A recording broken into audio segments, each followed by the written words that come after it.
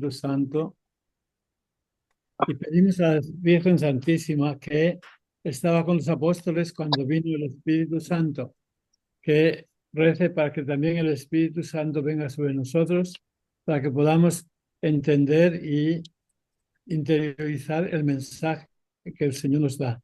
Que el Espíritu Santo, por intercesión de María, llene nuestros corazones. Amén. Amén. Bueno.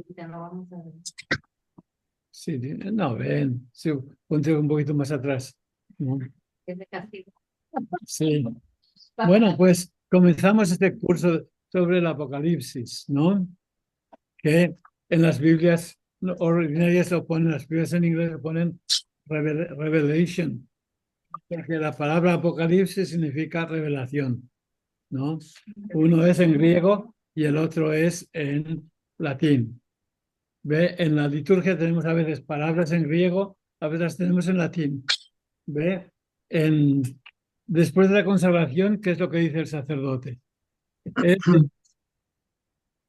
Después que baja el cáliz, ¿qué dice? Este es el sacramento de nuestra fe. En inglés dicen, este es the mystery of Christ. Mystery es en griego. Sacramento es en latín. Y nos referimos a Jesús.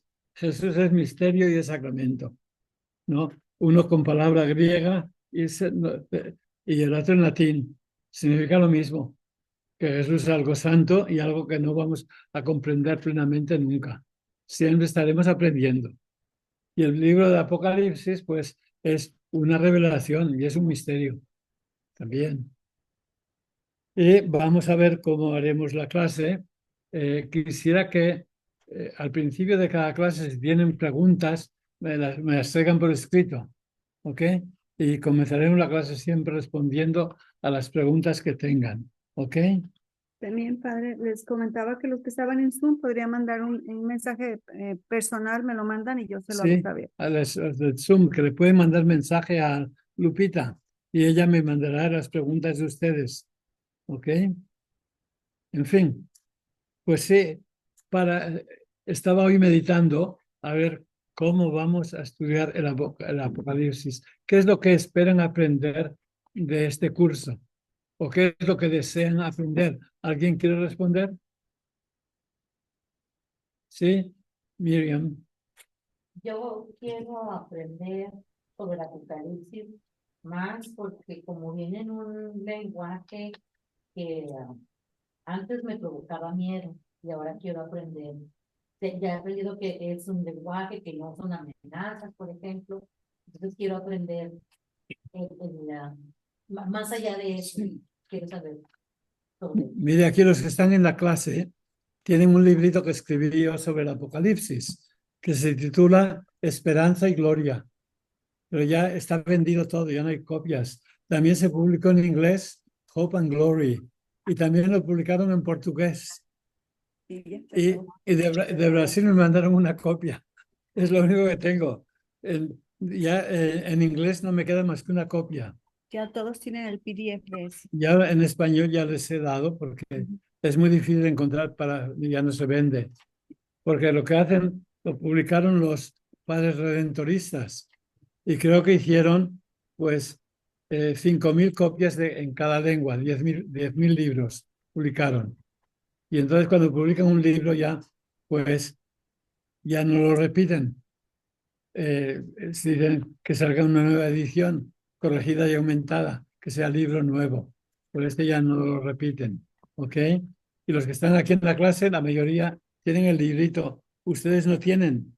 Es una pena. Ya ¿Sí? se los mandé en copias. Ah, se los mandaste, bien. Todos tienen. Ajá. Sí que Pero los ve, tienen. al leer el Apocalipsis, pues como decía Miriam, decía que antes le daba miedo.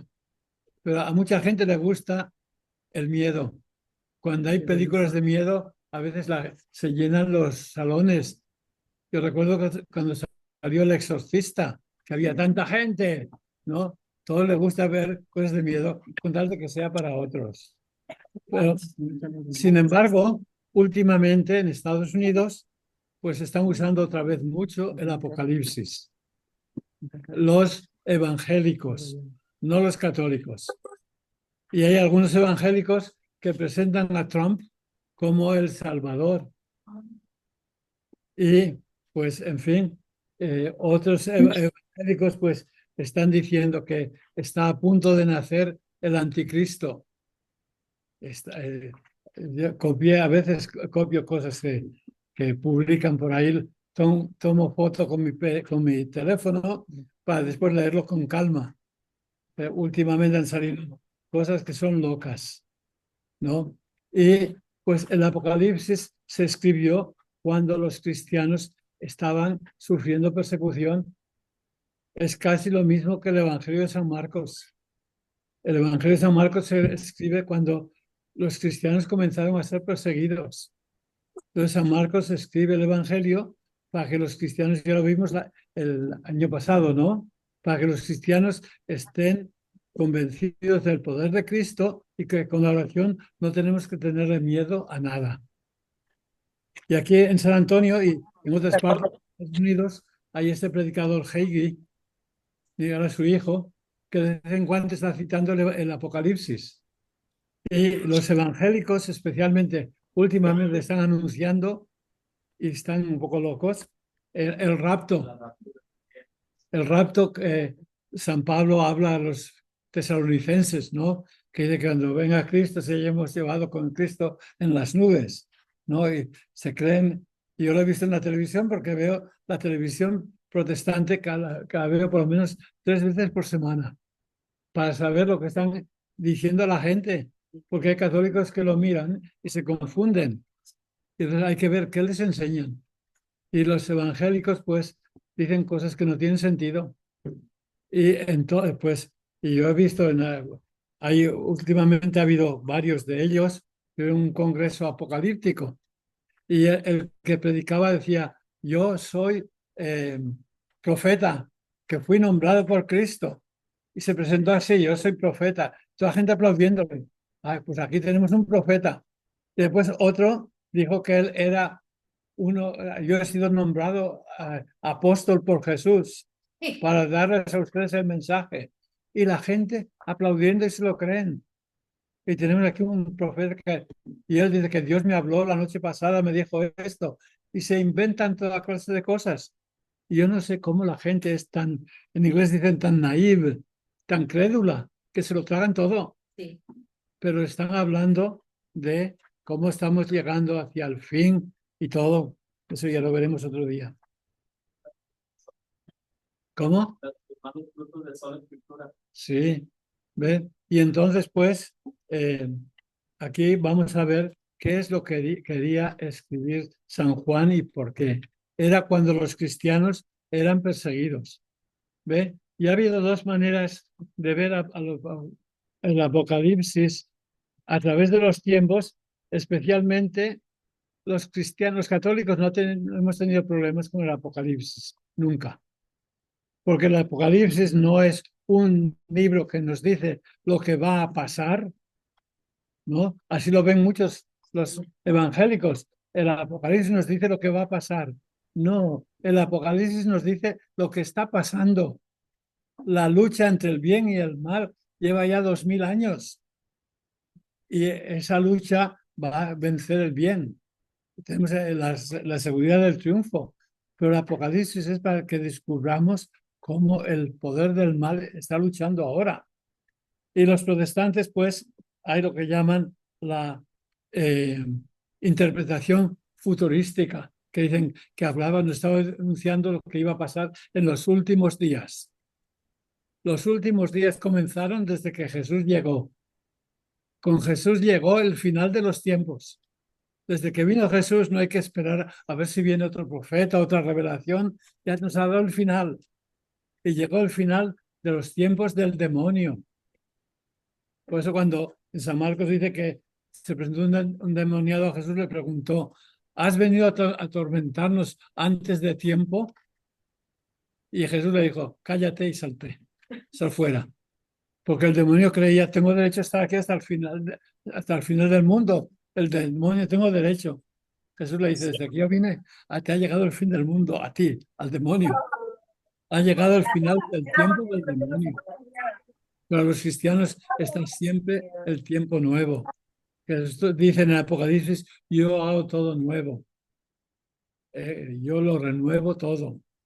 Y el Apocalipsis está escrito para que tengamos confianza que Dios está con nosotros y la historia está en manos de Dios y no está en manos de los hombres, aunque a veces se lo creen.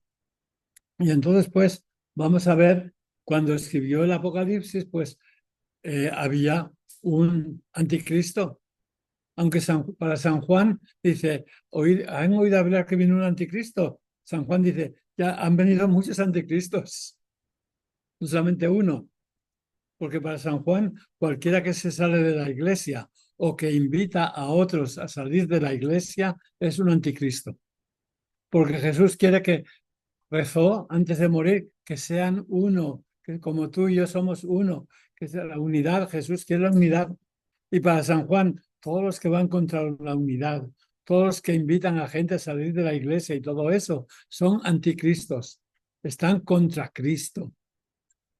Pero en el libro de Apocalipsis, pues las cosas iban mal. Y ya en tiempo de Jesús, los fariseos, si preguntabas a un fariseo, ¿cómo van las cosas? Mal. ¿Y el futuro cómo se presenta? Peor. Todo va de mal en peor. Y San Pablo dice, no, las cosas van de mal a mejor. Desde que vino Cristo, todo va a ir mejor. Y desde que tengamos a Cristo con nosotros, todo nos va a ir mejor a nosotros y a la sociedad. Pero en tiempo del Apocalipsis, pues, cuando se escribe ya hacia el final del siglo I, se atribuye a San Juan. Y San Juan no escribió el Apocalipsis, el apóstol San Juan. Lo escribió un San Juan. ¿Quién? Quizá cuando se escribió un libro, pues la gente no lo leía, no sé quién lo ha escrito. Hay que poner el libro de una persona famosa. Y entonces el que escribió el Apocalipsis dijo, el Apocalipsis de San Juan y el Evangelio de San Juan. Y muchos dicen, es como si ustedes están aquí en una clase mía y después escriben un compendio de la clase. Dicen, estas son las enseñanzas del Padre Juan. Bueno, eso lo han escrito ustedes, pero han escrito lo que ya han recibido y aprendido de mí.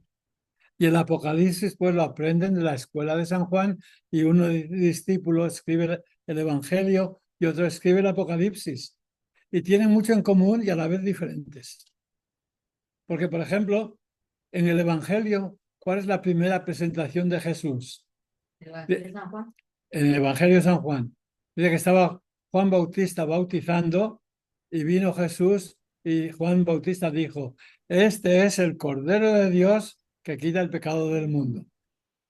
Es el primer título que se le da a Jesús, es el Cordero de Dios. Pero en el Evangelio, en el Apocalipsis también, cuando San Juan, el capítulo 5, subió al cielo y vio allí una figura de un cordero que había sido inmolado, que tenía llagas, había muerto, pero estaba vivo. Pero la palabra que usan para cordero en el Evangelio y en el Apocalipsis son palabras diferentes. Uno es amnos tuceu, el otro es arnion. ¿No? Hablan de lo mismo usando palabras diferentes. Y pues a Jesús lo podemos llamar pues mi Señor, mi dueño, mi amo. Le podemos dar toda clase de títulos. Y allí los discípulos de San Juan, pues el que escribió el Evangelio comienza diciendo, este es el Cordero de Dios. Y el que escribe el Apocalipsis, pues también dice, vi una visión de un cordero. ¿No? Son de la misma escuela. Pero el libro se atribuye a San Juan y entonces la gente lo lee. Porque si, ¿quién ha escrito ese libro? ¿Qué nos importa? Pero si digo, ay, que lo ha escrito este, vamos a leerlo por la persona, ¿no? Así opera el mundo. Pero el libro del Apocalipsis, pues no es un libro único. Antes de que escribiera San Juan, el Apocalipsis, había ya durante 200 años, los judíos habían estado escribiendo varios apocalipsis, bueno, varios libros apocalípticos que anunciaban cómo Dios iba a salvar a su pueblo en los últimos 200 años antes de Cristo. Porque ve, en ese tiempo ya los judíos habían perdido su independencia. Estaban en manos de los países vecinos que trataron, en tiempo de los macabeos, trataron de quitarles su religión. Entonces comenzaron una lucha por apegarse a su religión y decían, Dios tiene que venir a salvarnos, estamos luchando, a ver que venga Dios. Y comenzaron a escribir libros que anunciaban cómo Dios iba a venir a salvar al pueblo de Israel, porque estaban siendo perseguidos por especialmente los países de lo que es ahora Siria, ¿no? Y entonces pues escriben libros de cómo Dios va a salvar. Y lo que hacen es, bueno, ya en el libro de Daniel, en los profetas, hay varias secciones que son apocalípticas, secciones que nos cuentan cómo Dios va a salvar a su pueblo, ¿no? Y cuando el que escribió el libro de San Juan, el libro no hay que pensar, como muchos protestantes creen, que dice él que un domingo estaba en la isla de Patmos y de repente vio una visión, y después vio otra visión y después otra. Pues se pasó viendo una película de 3 horas, viendo allí que un ángel por aquí, después otro, y después escribió el libro. Cuando terminó todo. Dice que estaba en la isla de Patmos. Cuando yo estaba allí, vio esto, pero cuando escribe fue mucho después. Y la isla de Patmos es una islita pequeñita y no sabemos si primero los expertos han visto que no era una colonia de exilio de romanos. Los romanos a muchos de Roma y de la península los mandaban en exilio a Sicilia, que era lo más lejos allí. Pero a Patmos, que se sepan, allí no había romanos y no mandaban a nadie. No, pero dice que allí estaba en Patmos, exilado por el Evangelio, y allí tuvo esas visiones.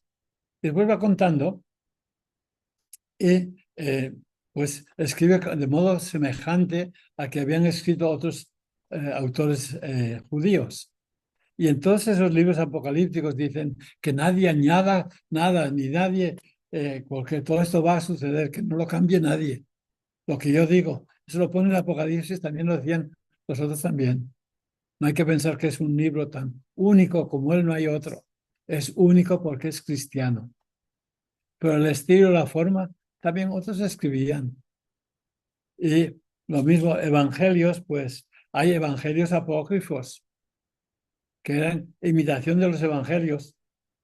Por ejemplo, los evangelios de la infancia, que nos cuentan lo que Jesús hacía cuando era niño. Pues lo ponen semejante al estilo de los evangelios, pero esos no son inspirados, son inventados. Y también los judíos, pues, habían inventado Apocalipsis, libros apocalípticos que decían cómo Dios iba a salvar a los judíos. Y esa creencia la tenían los judíos tan firme que si han oído hablar de cómo fue destruida Jerusalén, han oído hablar de eso, ¿no? El año 70, por Vespasiano y después por Tito, que los judíos lucharon hasta que murieron todos, porque estaban convencidos que Dios no iba a abandonar a su pueblo y cuando estemos todos muriendo va a venir el Salvador, va a venir el Mesías. Estaban convencidos de eso. Y pues se habían olvidado que el Mesías ya había venido, pero persistieron en su oscurantismo contra Jesús y por eso murieron.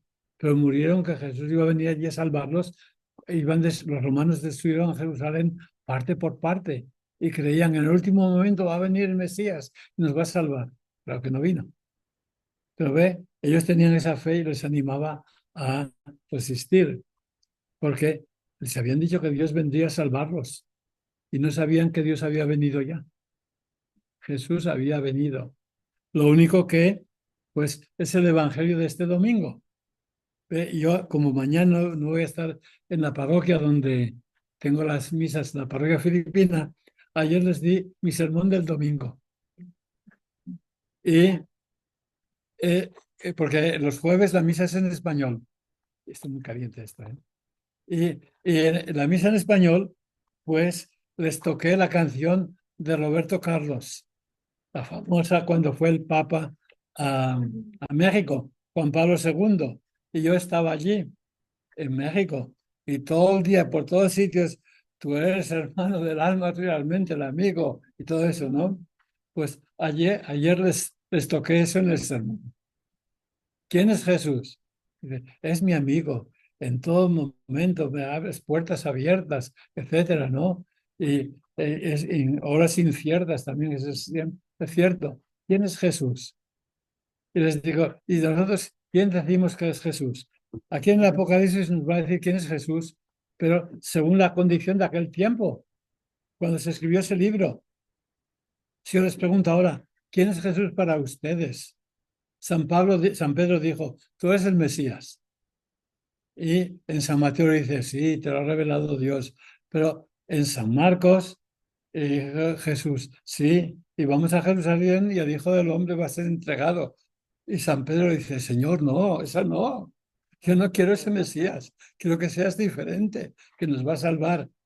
Jesús dijo, ponte detrás de mí, Satanás, que no entiendes las cosas de Dios. Porque San Pedro quería, Jesús era el Mesías que nos va a salvar de todo, de las enfermedades, de los enemigos, todo eso. Y hasta mucha gente que Jesús es mi Señor, es el que me va a salvar de esta enfermedad, me va a salvar de esta quiebra. Y eso los predicadores siempre saben, en tus negocios Jesús te va a salvar.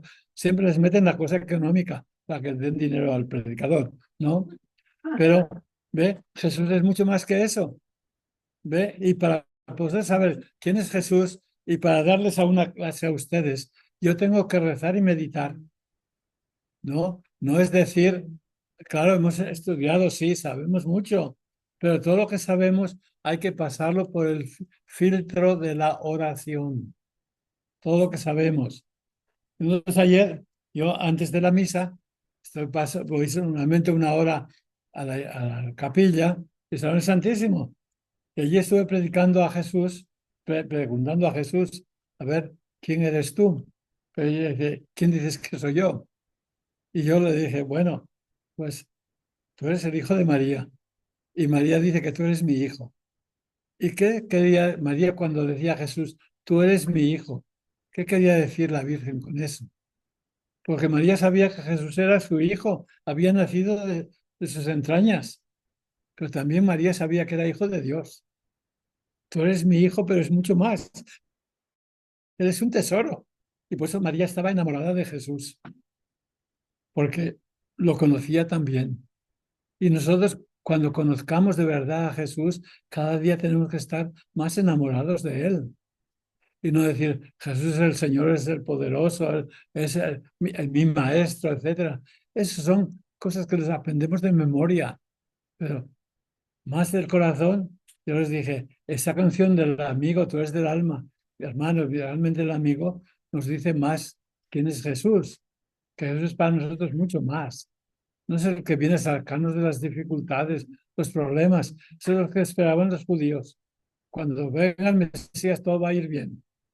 No, para nosotros, cuando venga Jesús, cuando viene Jesús, a nosotros todo nos va mejor. Si hay una enfermedad, el que no tiene fe se desespera. El que tiene fe puede soportar, llevar y luchar contra la enfermedad.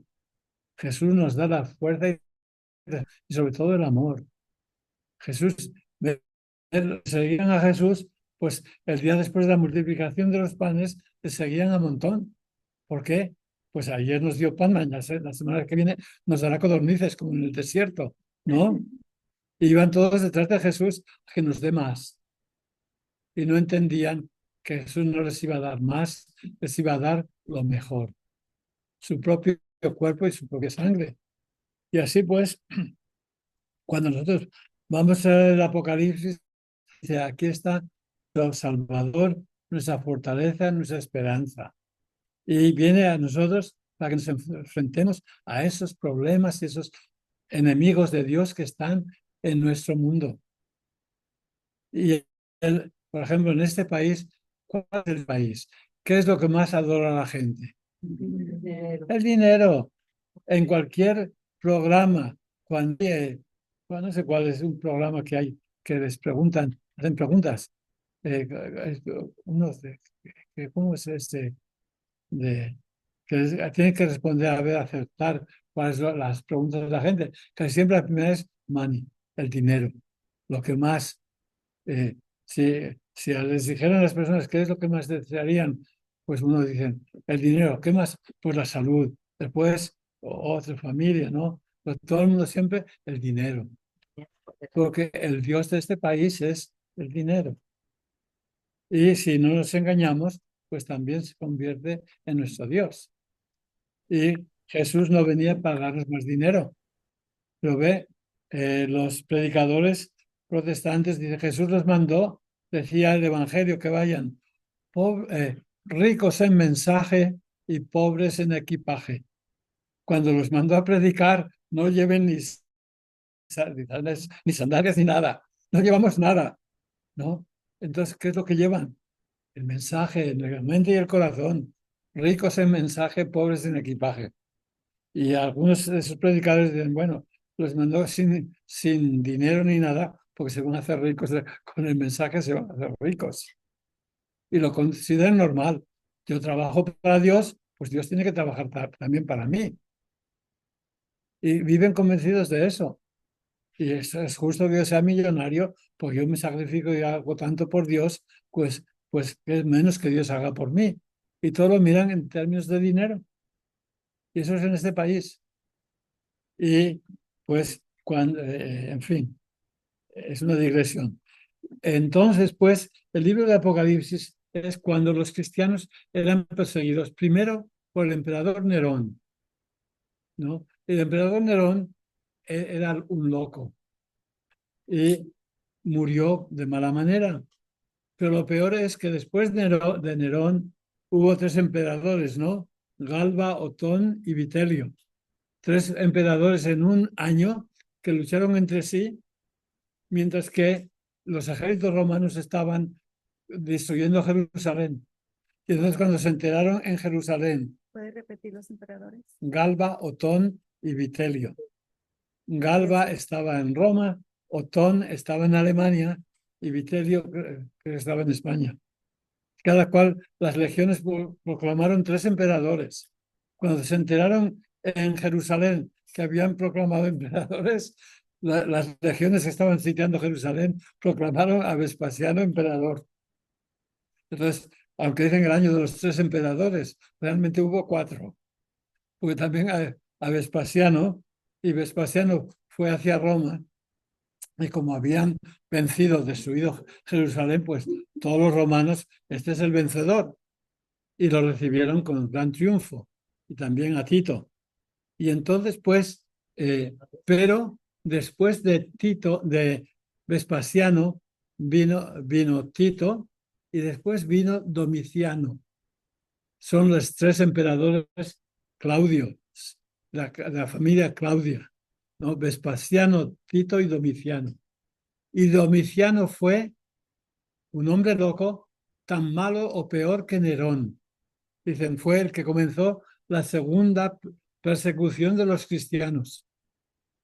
Y entonces, cuando Nerón murió, pues se esparció la noticia que había muerto el emperador, pero mucha gente no se lo creía, porque decían, a lo mejor es una trampa de Nerón, a ver quiénes comienzan a celebrar, y después mandará soldados a que nos maten, porque se alegran de que ha muerto Nerón. Dice que cuando murió Nerón, nos dicen los historiadores romanos, que la gente temía en un Nero redivivos, que realmente no había muerto, que iba a volver. Y cuando comenzó la persecución de los cristianos con Domiciano, ha salido un nuevo Nerón, como si la bestia ha vuelto a revivir. La bestia que estaba muerta, ¿no? En el Apocalipsis, y que vuelve de nuevo a la vida. Y es porque en aquel tiempo no sabían ni cómo era Nerón como eso, sino ha vuelto este hombre loco otra vez que ha comenzado a matar a los cristianos. Es un nuevo Nerón. Y para ellos es el Nerón que ha vuelto a la vida. Pero también entre los historiadores romanos, pues se habló un tiempo de que Nerón se había escondido diciendo que había muerto, a ver si la gente lo celebraba. para venir después a castigarlos a todos. Porque ya una vez, no sé dónde fue, que le gustaba ir al circo y recitar sus poesías. Dice que una vez, porque no le aplaudieron bastante, mandó a los soldados que apalearan y mataran a los espectadores. Pues no habían apreciado el gran poeta que era Nerón. La gente le tenía miedo porque estaba loco. Pero cuando se escribe el Apocalipsis es probablemente en tiempo de Domiciano, que Domiciano viene hacia el año 79, 81. 81 es Tito. No, Tito no duró solamente 2 años y viene después Domiciano. Y después de Domiciano se cansaron y pusieron emperador a Trajano. Y Trajano era, porque Domiciano, que era nieto de Vespasiano, ¿no? Pues la gente sabía que estaba loco. Según se cree, lo mató su propia esposa. Lo asesinó. Pues estaba tan loco. Y entonces el Senado romano, pero Domiciano, que sabía que nadie lo quería, un día fue al Senado con un rollo y les dijo a los senadores, no tenía hijos, dijo, yo adopto a Trajano como mi hijo adoptivo y le doy todos los derechos al imperio. Y unos meses después lo mataron y todo el mundo, Trajano es el emperador. ¿Por qué? Porque Trajano, nacido en España, era un general muy bueno y había siempre guerra en el Danubio con los futuros bárbaros, ¿no? Y Trajano había sido el salvador, un general que luchaba y salvaba al imperio. Entonces no tuvieron dificultad en aceptar a Trajano como emperador. Y eso que fue adoptivo. Y después Trajano murió y también por adopción nombró a otro español, Adriano, lo hizo hijo adoptivo suyo y Adriano heredó el imperio. Por eso ve cuando ya San Pablo, en tiempo romano, cuando San Pablo dice que nosotros somos hijos adoptivos y todo eso, en el mundo romano tenía mucho poder, porque el sucesor de, de Domiciano, pues fue por adopción, no tenía hijos, ya adoptó uno y ese Trajano adoptó a otro y eran emperadores, reinaban por adopción. Y nosotros somos también hijos adoptivos. Y en el mundo romano tenemos todos los derechos que Jesús nos ha dado. Somos hijos adoptivos de Jesús, como Jesús, ¿no? Viene esa mentalidad de los romanos. Pero Domiciano, cuando comienza la segunda persecución, pues los cristianos decían, es un nuevo Nerón, ¿no? Y entonces, pues, si Nerón había sido la bestia, pues es la bestia que ha revivido. Está hablando de las cosas de la sociedad de su tiempo, los persecutores del cristianismo. Y cuando habla de la bestia, porque ya a Nerón y después Domiciano mandaron a hacer estatuas suyas, que la gente viera eso. Y entonces va a salir que también en el Apocalipsis hacen una estatua y una estatua que habla. Y eso de estatuas que hablan, en aquel tiempo, pues no era tan único. ¿Sabían eso cómo se llama cuando esos que hablan? Ventrílocos. Dicen que en el templo de Delfos en Grecia, pues a veces la gente iba a escuchar al dios y de repente había un sacerdote que había aprendido el ventriloquismo y oían una voz que no sabían de dónde venía. Habla del dios. Tenían toda clase de trampas. Eran muy listos porque así se enriquecían. Y el libro del Apocalipsis tiene en cuenta esa sociedad, pero escribe todo por medio de símbolos. De tal modo que en tiempo de cuando se escribió el Apocalipsis de San Juan, si alguien lo hubiera encontrado y lo leía, esto no tiene sentido. De bestias y ángeles y estrellas y todo. Esto es un libro loco, pero es que todos esos son símbolos y representan, para escribir el Apocalipsis no hay que pensar como muchos protestantes que estuvo viendo toda la película de 4 horas y después se pasó 4 meses escribiendo el libro de todo lo que había visto. No, el libro del Apocalipsis está lleno más de 400 citas del Antiguo Testamento. Más de 400 citas. Entonces, es un libro que se escribió muy despacio, bien pensado, copiando indirectamente del Antiguo Testamento. Diferentes formas de las plagas de Egipto, diferentes formas de Sodoma y Gomorra, todo eso sale en el libro. Se inspira en el Antiguo Testamento, el autor, pero no es que lo escribe de repente.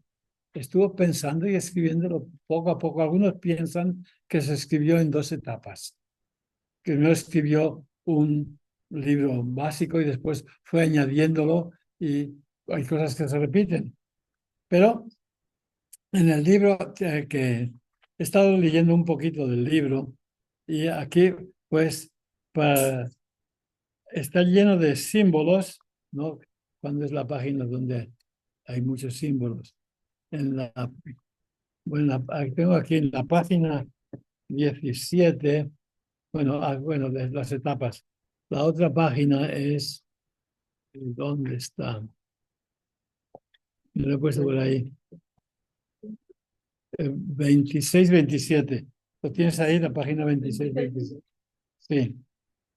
¿Ve? El simbolismo de las cosas que usa, todos son símbolos.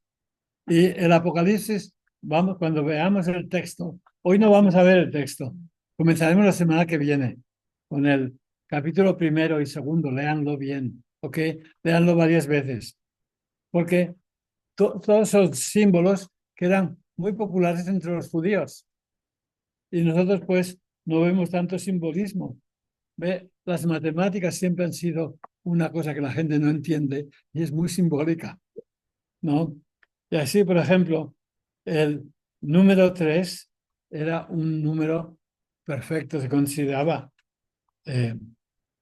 porque en todas las cosas hay, diríamos, 3 estados, como diríamos, el verbo en las palabras hermoso, más hermoso, hermosísimo, ¿no? Kalos, calión, calista, calistas, mi gato. 3 formas, ¿no? Y en las palabras, muchas cosas vienen como la Trinidad, son 3, es el número sagrado, ¿no? Padre, Hijo y Espíritu Santo. Pero la Trinidad tiene, decía San Agustín, tantos ecos en la naturaleza, tantas cosas de la naturaleza que nos recuerdan que Dios es 3. Un árbol tiene raíces, después tiene el tronco y después las ramas, ¿no? 3. El agua, hay agua sólida, el hielo, agua líquida y el agua, sabor. Hay tantos indicios de Dios en la naturaleza, ¿no? Pero Dios es mucho más que todo eso. Pero el 3 se consideraba como un número perfecto. Pues el otro número perfecto era el 7, porque ya desde tiempos antiguos inventaron la semana tenía 7 días, porque el ciclo lunar son 28 días, ¿no? Pues 28 dividido por 4 son 7. 4 por 7, 28, ¿no? Entonces, 4 semanas del ciclo solar, del ciclo lunar. Y entonces 4 era también un número que cubre todo. Después, bueno, el 7, el número que cubre todo. La mitad de 7 es 3,5. Y 7 es mucho, es toda la semana. Pues 3,5 es media semana, no es nada. Pues Jesús iba a estar en la tumba 3 días, ni siquiera 3 días y medio. En el Apocalipsis es 3 días y medio, que es porque el 7 es plenitud, el 7 y el 10. El 10 para contar usaban los 10 dedos de la mano, mucha gente, ¿no? Y para otras cosas, para los días, los 7 días de la semana. El 7 de 10 eran hasta ahora, los tenemos, ¿no? Y entonces, pues, la mitad de 7 es 3,5. Una cosa que dura poco, 3,5. Y Jesús está en la tumba 3 días, ni siquiera 3,5. No va a estar en la tumba nada.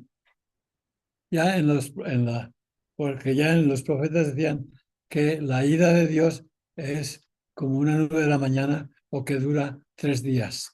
Dice, Dios se enoja, le demos sacrificios y en 3 días se le pasa todo. La ira de Dios no dura.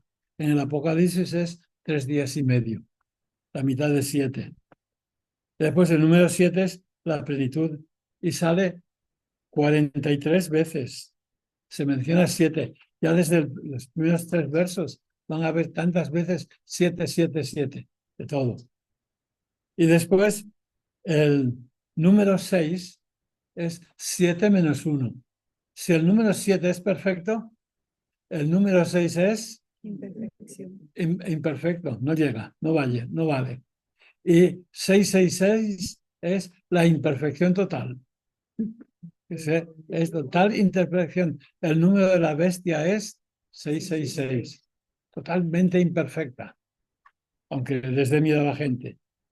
Después tienen el número 10, era un número perfecto, aunque uno tenía Pues el 12 eran las 12 tribus de Israel, era un número sagrado para los judíos, ¿no? Y después, bueno, pues el 24, 2 veces 12, 42 son 3 meses y medio. 3 meses y medio son 42 meses. A veces en decir que una cosa dura 3 meses y medio, dice, dura 3 años y medio, 42 meses. O 1260 días. Es lo mismo. A veces nos da meses, a veces nos da días, y a veces nos da, bueno, diferentes modos de explicar. Y después el número 1000 era, para los romanos era el número más grande, la M, ¿no? El 1000.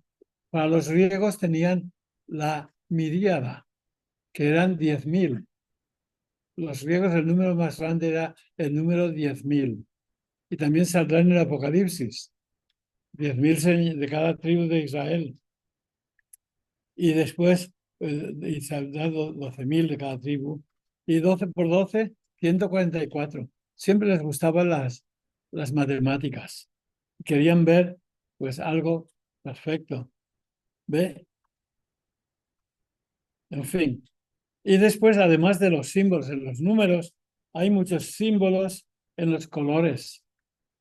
Alguien está blanco, es pureza. Si alguien está rojo, sangre o guerras, ¿no? Y si algo está verde, la envidia la pintan verde. Verde, ¿no? Después hay Porque aquí dice muerte. y bueno, después la muerte. ¿Cómo? Sí. Ok. Sí, porque también el verde, padre, Sí. nos dice que es muerte, cadáver Sí. en Eso en los caballos. Sí, que salen 4 caballos. Hay mucho significado. ¿Ve? Ahora yo no veo a los que están aquí. Ese es el problema. Ah, pero ellos lo ven a usted y mejor. Ustedes me ven a mí. ¿Me ven a mí ustedes? Sí, mire, mueven la cabeza que sí, lo ven mejor porque Sí, están- padre. Sí, padre, lo vemos bien. Bien. Bueno, entonces, fíjense, el libro de Apocalipsis, una manera de verlo sería, lo llama que es profecía, ¿no? Que es lo que va a pasar. Era lo que estaba pasando. Entre ellos estaba pasando. Pero escribe el libro, ¿ve? Cuando el que escribe el profeta Daniel, pues cuando hay la sección apocalíptica del profeta Daniel que anuncia lo que va a pasar, el profeta Daniel, como otros apocalípticos judíos, hay un libro apocalíptico judío, es el libro de Enoc. ¿Han oído hablar ustedes de Enoc? Fue un hombre santo que vivió 360 años y Dios se lo llevó al cielo, que no murió, ¿no? Dice la Biblia que no murió, sino que el Señor se lo llevó. Y decían, Enoc está en el cielo. Por eso después decían, en la transfiguración aparecieron Elías y Enoc. No, yo creo en la aparición aparecieron Moisés y Elías. Porque Moisés y Elías fueron dos personas que quisieron ver a Dios. Moisés en el Sinaí le dijo a Dios, quiero ver tu rostro, Dios, dijo, imposible. Y Elías cuando llegó al Sinaí andando 40 días, 40 noches, de que llegó allí iba a pasar Dios. Y yo le dije, no me vas a ver, te voy a tapar la cara, solamente me verás la espalda. A Dios no lo puede ver nadie. Habían querido ver a Dios. Y entonces en la transfiguración nos presentan a Moisés y Elías, que ahora ven a Dios, ven a Jesús, allí en la transfiguración. Y todos vemos a Jesús, ¿no? Eran modos de escribir, ¿no? De ese tiempo. Y ahora cuando nosotros lo vamos a leer, pues la pregunta es, ¿qué les decía a ellos y qué nos dice a nosotros? ¿Cuál es el anticristo hoy? Ve, los evangélicos, desde el tiempo de Lutero, ve, ya decían que el Papa era el anticristo. Y muchos evangélicos dicen eso. Y la ciudad de las 7 colinas es Roma. Ese título de la ciudad de las 7 colinas no se lo inventó San Juan. Ya hubo 2 escritores latinos que llamaban a Roma la ciudad de las 7 colinas. Y así se la llama también en el Apocalipsis. No es que se lo inventó, está usando un lenguaje que era conocido por los romanos. Era la ciudad de las 7 colinas. Y entonces, pues, en aquel tiempo el enemigo de la religión cristiana era Roma. Pero después, ¿cuál es el enemigo de la religión cristiana? Y los evangélicos siempre dicen el Papa es el anticristo. Y no lo pueden probar. Pero sin embargo, ve, con esto de los números y tratar de quién es el anticristo hoy y todo, pues a través de los años siempre hay gente que trata de ver cómo está sucediendo el apocalipsis. Yo fui a dar unos cursos en Miami, Florida. No, Florida. Fui a dar cursos y aunque no di cursos del apocalipsis, pues allí algunos de esos que habían huido de Cuba me enseñaron que Castro era el anticristo. Y tenían la prueba, tenían matemáticamente, pues Castro nació, pues no sé si diríamos el 23 del 7, y 23 más 7 son 30. Y después decía, y que Castro estuvo en tantos años en prisión, y añadían cosas y salía 666. Por tanto, Castro es el anticristo. Y algunos tontos se lo creían. ¿Y su maldad? ¿Verdad? Bueno, no era tan grande para ser el anticristo. Lo ve en tiempos modernos se ha tratado de encontrar quién es el anticristo. Y entonces entre los evangélicos, pues, y los protestantes en general, hay lo que se llama la interpretación futurística del anticristo, que decían, se ha escrito para que sepamos lo que va a pasar en los últimos días, ahora en nuestro tiempo. Quiere decir que durante 2000 años ese libro era inútil, porque no se escribió para ellos, se escribió para nosotros en el siglo XX. Y están convencidos de eso, que se escribió para nosotros, se escribió para los cristianos de todo tiempo. Y si tú crees que ahora por fin ha llegado y es para nosotros, estás equivocado, ¿sí? Pero creo que al anticristo no se le puede eliminar porque es persona que no hace bien. En San Juan, en las cartas de San Juan, en las cartas de San Juan, no. En las cartas de San Juan, el anticristo, primera carta de San Juan, que es capítulo 4, allí verás que han venido muchos anticristos, ¿no? En San Juan. Bueno, sí, yo eso sí. ¿Eres tú cubana? No, mexicana. Así. Un anticristo en México, no. Ahora van a tener una mujer. Bueno, ¿ves? Pero, ven, había esas interpretaciones futurísticas, que el Apocalipsis es para hoy, para nosotros. Eso es cierto y a la vez falso. De la manera, es cierto que el Apocalipsis es para todos los cristianos de 2000 años. Ha sido para cada generación. Es decir, no, es que antes no era para ellos, era para nosotros. Y a través de los siglos, pues ha habido esos que llaman, pues que hacían el historicismo, cómo trataban de ver el Apocalipsis como parte de la historia que está pasando en nuestro tiempo.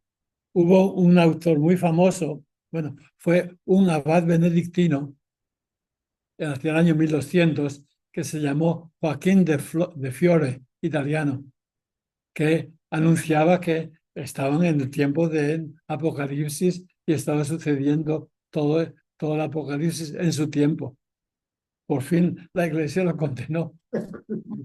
No, pero estaba convencido. Estamos viviendo en los tiempos del Apocalipsis. Pero porque creía es que está llegando el fin del mundo. Todos estamos viviendo los tiempos del Apocalipsis, todos.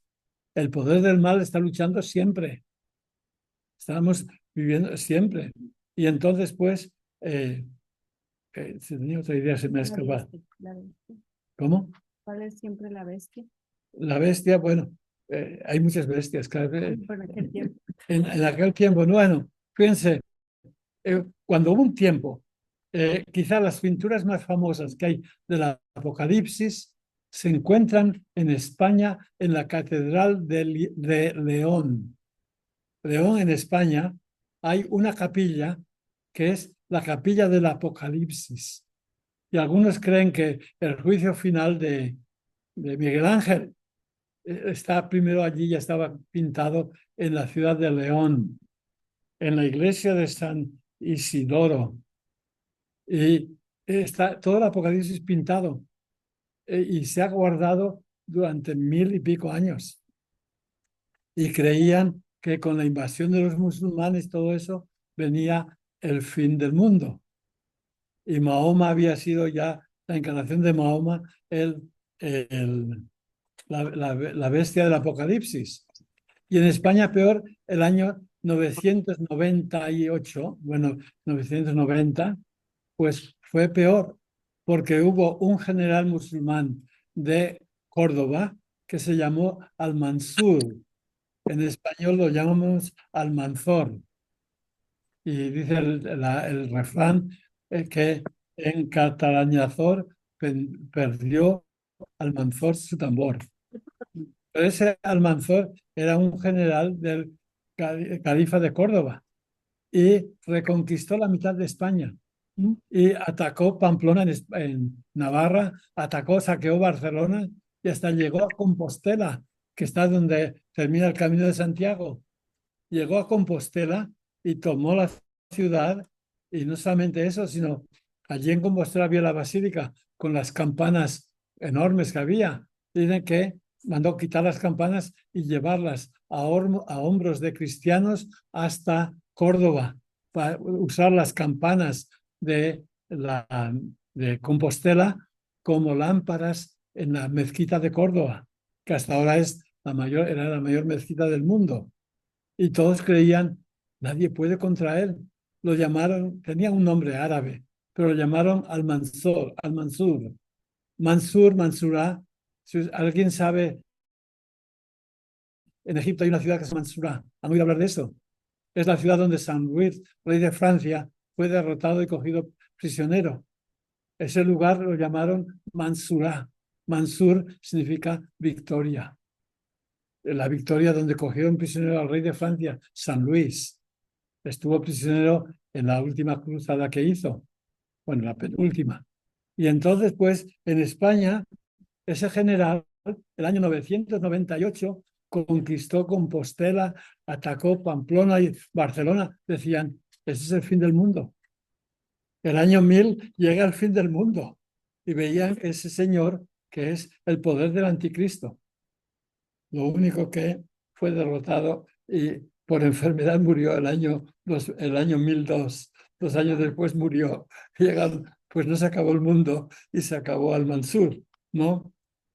Pero la gente creía nadie puede parar el poder del mar, este señor.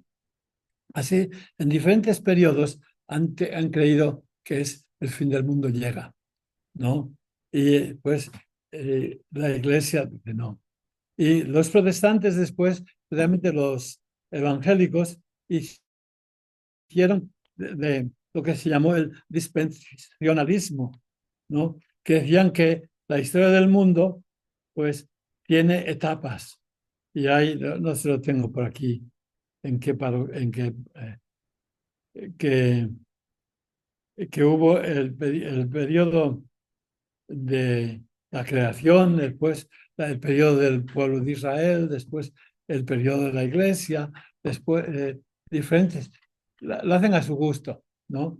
Que la historia de la religión ha tenido 7 etapas. Antes decían, hubo la etapa de Dios Padre en el Antiguo Testamento. Después decían, después hubo la etapa de Dios Hijo, Jesús. Y después viene en la iglesia la etapa del Espíritu Santo. Eso de Pentecostés. Algunos padres de la iglesia usaban eso, ¿no? Lo único que es un poco desequilibrado, porque el Antiguo Testamento dura desde Abraham 1800 años, ¿no? Lo de Jesucristo dura 3 años, el ministerio de Jesús 2 años y medio. Y después el tiempo de la iglesia, Dios sabe hasta cuándo. Entonces, 3 etapas, una larga, otra que casi no se ve, el tiempo de Jesús, después el tiempo de Jesús es siempre. Desde que vino Jesús es el tiempo del cristianismo, ¿no? Pero han traído siempre de ver cómo se ve la historia del mundo en términos del Apocalipsis o en términos de la Biblia. Y eso los protestantes siguen mucho, ¿no? Y pues últimamente pues, han estado, yo los escucho casi cada semana, y últimamente han estado hablando mucho del anticristo. Pero yo antes, cuando leía el Apocalipsis, cuando yo tenía 14, 16 años como ustedes, leía la Biblia, me aprendía casi de memoria. Y había una cosa que yo no entendía. Solamente la entiendo ahora. ¿Saben qué? Decía la Biblia que el anticristo va a engañar al mundo con sus mentiras. Yo decía, es imposible. El mundo no puede ser tan tonto que van a creer a un mentiroso. Yo digo, pues a veces el mundo es tan tonto que creen a un mentiroso, ¿no? Y después, pues yo decía, ¿cómo es posible que el mundo sea tan tonto que van a creer a un mentiroso? Imposible.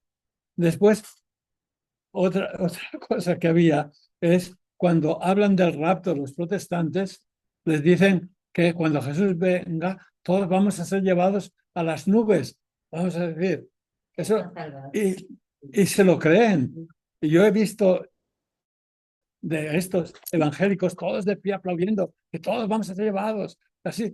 Y digo, pues cuando venga Jesús, pues no sé, si viene de día, todos los que están la mitad del mundo de noche, allí se quedan sin ver. Y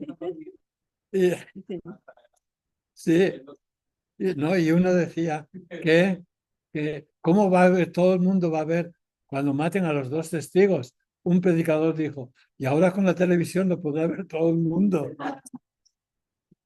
Digo, ¿cómo es posible que esta gente diga cuando no tienen la verdad, se inventan cualquier mentira? Y lo malo es que engañan a la gente, dándoles títulos que yo soy profeta, que Dios me nombró profeta, y ayer a la noche Dios me habló, todo eso. Bueno, Dios nos habla continuamente en la iglesia, en la oración y en la Sagrada Escritura, y a veces en los sermones, no tanto. Bueno, hay que orar y preparar los sermones.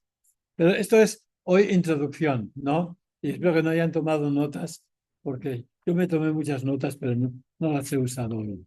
¿Ok? Porque quería ver cómo comenzamos la clase. Ahora, quisiera que no inviten a más gente. Aquí. Ya empecé a subir las fotos del Apocalipsis. Voy a hacer un PowerPoint para que todos lo vean y se me hizo cuando que se las Sí, bueno, esas fotos del Apocalipsis, ¿ve? yo estuve visitando un lugar en España que es del siglo XII, XIII también, cuando creían que venía el fin del mundo. Y allí, pues, en un monasterio benedictino tenían fotos de cosas del Apocalipsis. Y yo, pues, estaba allí de a ver, comprar algún recuerdo. Dije, "Ah, quizá algún día tenga algún curso del Apocalipsis". Y lo compré. Y bueno, verán las fotos.